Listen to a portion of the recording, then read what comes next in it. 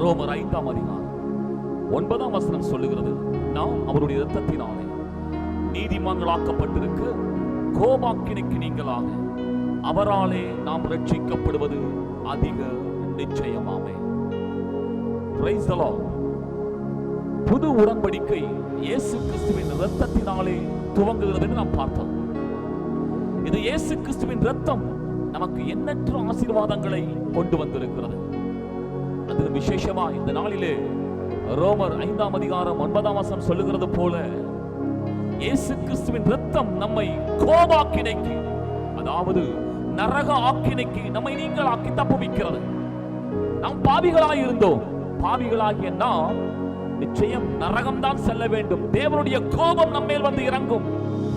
ஆனால் நமக்காய் இயேசு கிறிஸ்து சிலுவையிலே பிதாவுடைய கோபாக்கினைக்கு உட்படுத்தப்பட்டார். சகல மனுக்குலத்தினுடைய பாவமும் இயேசுவின் மேலே வைக்கப்பட்டது.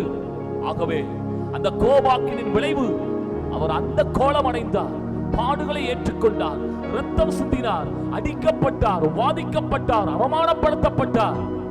எல்லாவற்றுக்கு மேலாக இதிலே தன்னுடைய ஜீவனையே கொடுத்தார். ஆகவே பிரியமானவர்களே, இயேசு கிறிஸ்துவின் இரத்தம் நம்மை கோபாக்கினைக்கு, நரக ஆக்கினைக்கு நம்மை தப்புவிக்கிறது. இந்த வார்த்தையை நம்புங்கள்.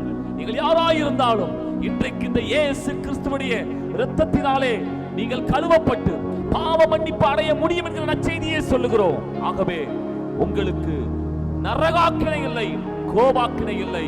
நாம் அவரோடு கூட நித்திய நித்தியமாய் பரலோக ராஜ்யத்திலே வாழும்படிக்கு தெரிந்து கொள்ளப்பட்டவர்கள். இந்த வார்த்தையை நம்புங்கள். இந்த வார்த்தை மிக தன்னை ஆசீர்வதிப்பாராக.